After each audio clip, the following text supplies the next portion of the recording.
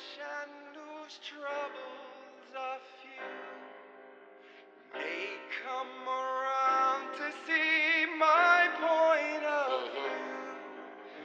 What's price the crown of a king on his throne when you're chained in the dark all alone?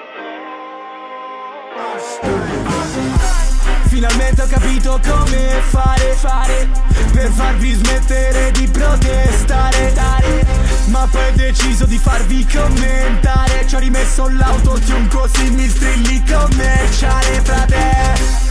E poi mi spieghi che c'è di commerciale nel fare un disco gratis con dentro le mie pare, dove dico che non vivo bene senza fumare, e lo faccio ancora una volta sulla strumentale. Nah. Dai, questi qua sembra sentano la necessità di dirmi che sono meglio di me perché non vado all'università. Io non ho studiato sui banchi, ho studiato sui campi, ho visto i veri occhi stanchi quando non tornano bianchi mai. Ho dormito nelle stazioni, dato birre a barboni, rubato vestiti, poi ho confessato tutto nelle canzoni. E questi quattro cazzoni adesso vorrebbero spiegazioni. Ciao! Che vorresti sentire che adesso me la cavo bene, perché suono, faccio 2 soldi in più, c'ho la Jordan al piede. Per me stare bene non equivale a guadagnare bene.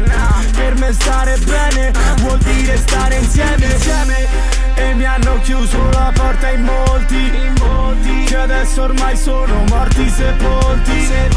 Certe cose è meglio che te le scordi, perché ti mangiano dentro e non te ne accorgi. Ma questi pezzi di merda vogliono mettermi a terra, si aspettano che io perda, nel cuore ho l'effetto serra. Ma disco d'oro, disco di platino, non c'è disco che tenga, quando in un attimo ti scordano era un disco di merda. E io spacco i palchi, ci salto, butto il cuore nell'impianto. Voglio arrivare a 1 miliardo, farmi venire un infarto, perché non vale la pena di andarsene in un altro modo.